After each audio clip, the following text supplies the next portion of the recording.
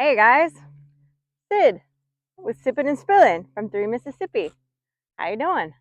I'm standing over here in Beulah Land, as we call it, her pasture. She just came running up behind me, and when I was filming something else for another video, and she came running up behind me. Uh, she was playing, and now she's standing over here under the shade by her trough. We'll go check on her in a minute, but man, guys, it's a beautiful day out here. It's lovely. It's beautiful, sunny. There's a breeze. Man, fall is falling. I can start to see some of the trees are just starting to think about turning. It was actually chilly this morning a little bit, and it's beautiful out. It's just beautiful out. Um, I've got some editing that I got to do, but I'm kind of putting it off because it's so nice outside, and I was trying to find things that I could kind of work on. So I think I might actually get to trimming the goat's hooves in a little bit, but I don't know. We'll see. It's a little where I've got to pull them out to go do it. It might be a little bit hot over there to stand over there for a hot minute. So I think what I might do is do that in the morning instead. But I noticed my one goat, I you know, Caroline, her hooves grow just like stupid fast. They always have. I've had her since she was 3 months old. They've just always grown really fast. And I don't know. I just got to really stay on top of her hooves. It doesn't matter. Her hooves just grow. So I always, I trim her regularly. And because she's the goat that I have milked when she's been in milk, she's kind of used to the routine of like, being put up and being worked with. And I had her two kids that I had when we were still in California. Um, I did their hooves and all of that, but we didn't have them with us for very long. So I really only got to do their hooves like really once. And then I would kind of pretend to do them a few times to hopefully try to get them kind of trained that this is what we do. Uh, but it's been, over a year. And so I did their hooves all when they got back here a couple months ago. But Anne apparently takes after her mom because I noticed today I was pulling a tree branch down for them to kind of nibble off of, and I noticed that her hooves were not looking so very good. I mean, they're not bad, but they're just starting to just get a little bit over, and I'm like, man, I better nip that in the bud before it becomes a chore. And she is my most skittish. She only wants you to love on her. Here comes Beulah. Hi, sweet baby. What are you doing?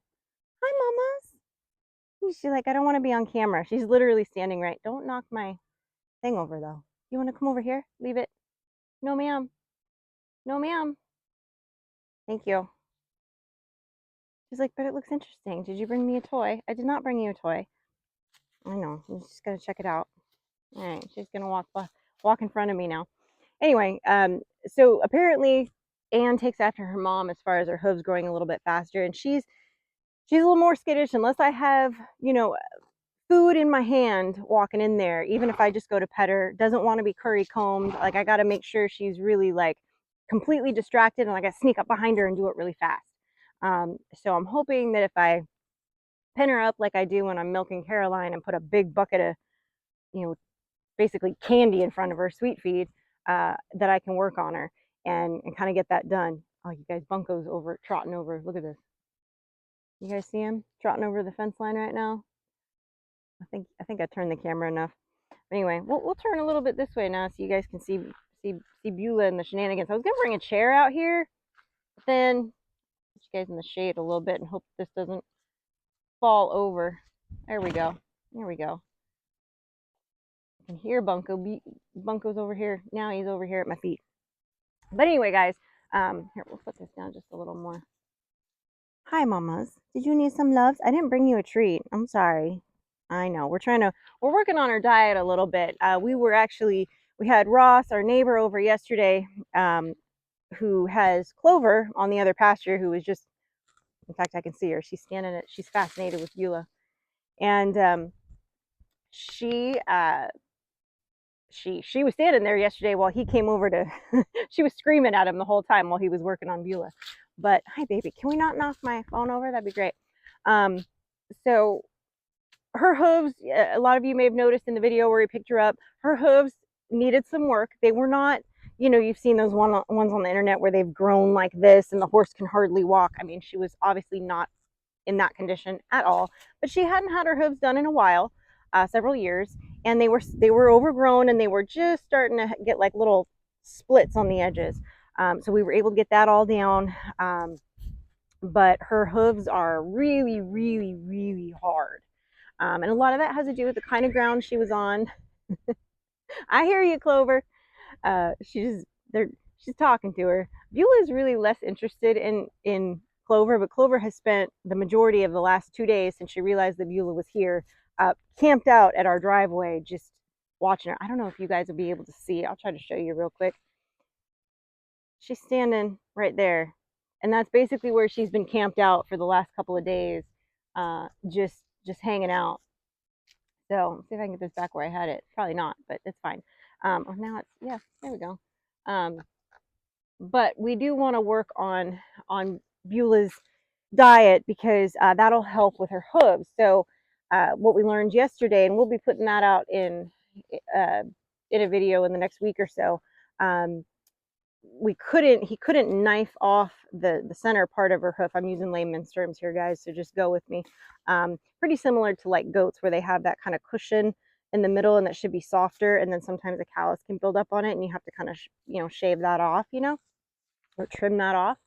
And you want their hooves to be more flat, so when they're walking, and hers were not. She had like a little, I guess we'll just call it a callus, but essentially on the bottom of her hoof. So the goal is to, between being on, this nice pasture out here. Now remember this area, if you guys remember, last year in the fall, we burned all of this, okay? And then we have cut it, I believe, twice and let it lay. And so this pasture, in of all the pasture and all the property, this is the best, most nutritious, best conditioned pasture that she's on right now. So this is the perfect spot for her to really get her, her nutrition and her body conditioning to what it should be going into winter. So that'll be really good. And I think, and Ross even said, our friend and neighbor who was working on the hooves, uh, he even said, I think we can get her in a really good spot by winter. And you're going to notice that eating this really good pasture, and being on this ground, her hooves, the condition of her hooves are going to change. It's going to be a lot easier if you stay on top of it, to just keep her hooves in good shape. So the plan is, he left us with some of the tools. One of the tools doesn't fit Frankie and my hands really well. The actual cutter. I can't think of the word for it right now. Somebody's probably going to leave it in the comments. I just looked them up to find ones that were a little bit shorter and to see if they had one that maybe had a spring. Because part of the problem is when you're little like us and our hands are smaller than the horse's hoof, when you're trying to hold the leg, even if you've got it resting on your leg and kind of under your arm, you're trying to get all your force onto this cutter, and it can be a little challenging, especially with her hooves being as hard as they are right now. So I think the plan is to, every week or so, obviously cleaning out her hooves daily, but every week or so we're going to be using the rasp on her, just to help continue them to grow in the right direction and condition them, and then trim them as needed, which will probably be maybe not right in the beginning every 2 weeks or so, but we will definitely be doing her hooves, pretty consistently like that, to keep them in the right uh, condition. So it was really cool learning how to do that yesterday. You guys may remember, some of you have been following us for a while, I've always done my goats' hoof trims myself. Pigs I never had to worry about because we raised our pigs for meat, so we didn't have them around long enough to have to worry about, we weren't breeding them, so I never had to worry about doing their hooves. It wasn't a thing, because they were going to be processed in a timely manner, so it was never an issue. Excuse me, guys. I think I may be fighting something off. I woke up with a little raspiness in my voice, and I gotta go take some elderberry syrup probably, because I think it's trying. Being out here is a little dry today. I can feel it in my throat. I should have brought my water out here, but I didn't. I came out here to do sipping and spilling without my sip. Mama Beulah's coming back over for a drive-by. Hi, ma'am.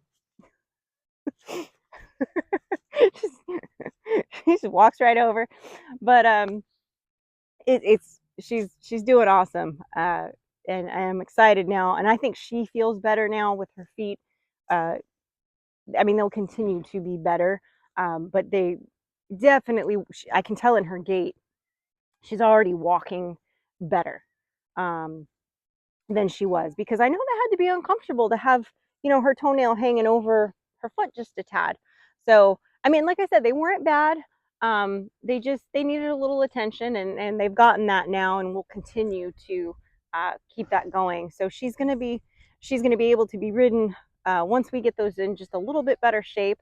But Frankie's got a ton of groundwork she's got to do with her first, and just kind of focus on building that relationship with her, really, so that they can have a good, trusting relationship, as well as Beulah understanding that she needs to listen to Frankie. Not that she hasn't been, but with her having been out to pasture for a little while now, um, some of the routine and the commands, um, she's a little rusty on. But I will even tell you this: the first, after now having put the halter off and on her several times every day, and brushing her every day, and cleaning her hooves out every day, she's getting so much better. Of like, at first you kind of had to chase her a little bit with the harness, but now she's just like, okay, we're putting the harness on. Okay, get it on. Okay, we're good. Okay, we're good. Like, now she's got it down. Um, and I'm sure as time goes on, that's going to be continue to be the case with things that we do on a regular basis with her like that. So, um, I'm glad to see that, like, it's coming back to her, so that it's helping, I think, with the transition too, because she's been out on pasture as an independent woman for quite a while, and so now she's got somebody telling her what to do all the time, and putting harnesses on her, and poking at her, and doing all that stuff. So it's probably a little bit of an adjustment for her. So, we've been trying to keep it, while not trying to give her too many treats.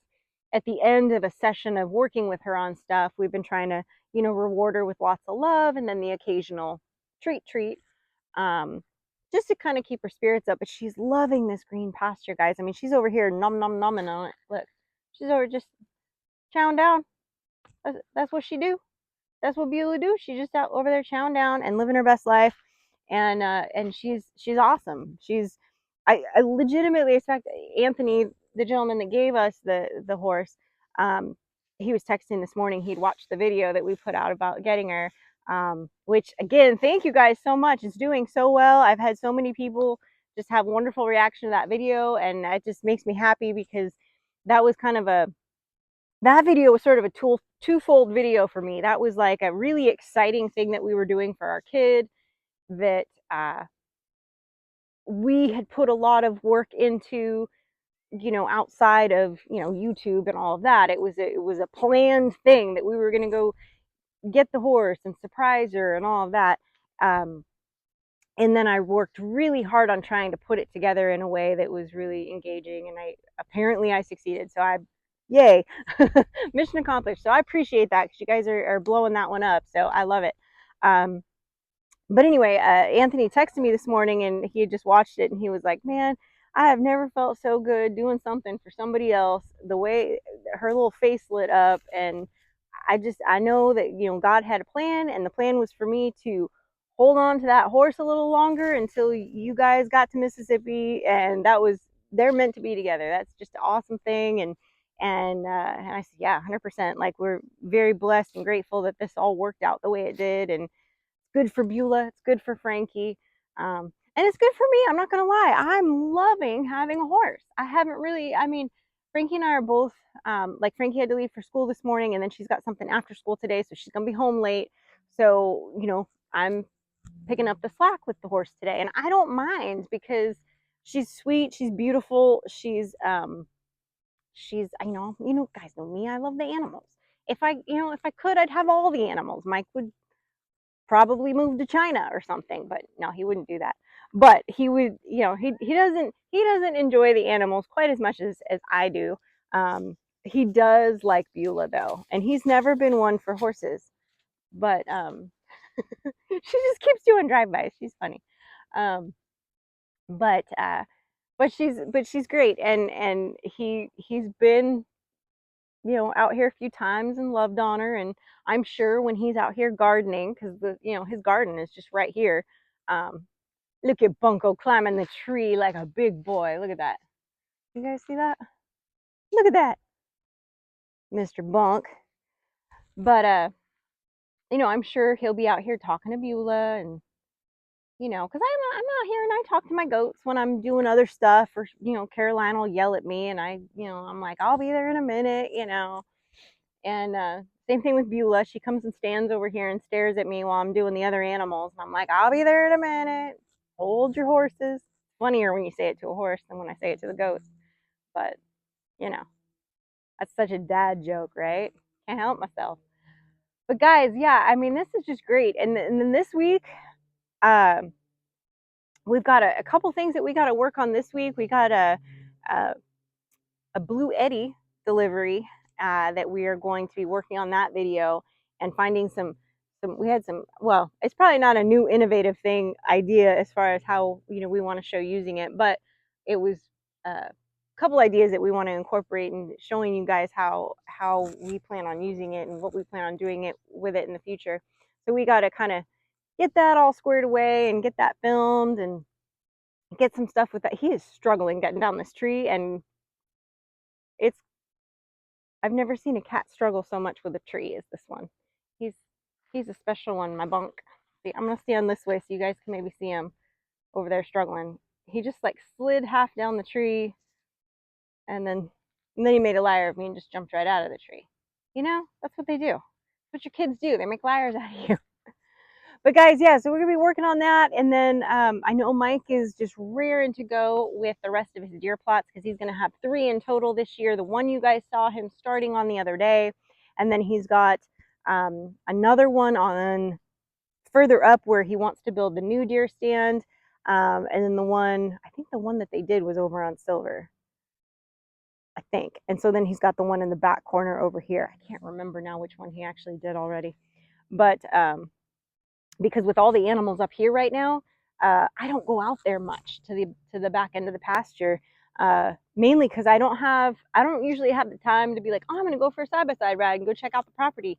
Usually that's something that Mike and Frankie do together in the evenings when they're checking trail cams, things like that. I'm usually in the house making dinner or editing a video, so I don't usually get to go on those excursions. But maybe in the fall, it usually gets a little easier because in the fall I can be like, oh, I've got soup in the crock pot cooking, and I can it gives me a little more freedom. You get those crock pot kind of meals going. You get those soups and stews and stuff in the fall and the winter. So in the evening, I've cooked all that stuff in the morning and got it all set up, and then in the evening, um, I can go out and do stuff like that with them because I got to do that last year a bit with them, but maybe this year I'll get to do it a little bit more too. But anyway, guys, that's it. I'm gonna get upstairs and get back to work editing, even though it's a beautiful day. I better get to work on that. You know how it is. And then it'll be time for evening chores and dinner and all that good stuff. So anyway, guys, I hope you're having a wonderful week so far. I hope that you are blessed in everything that you do, and I hope you stay that way. And remember, guys, safety's off.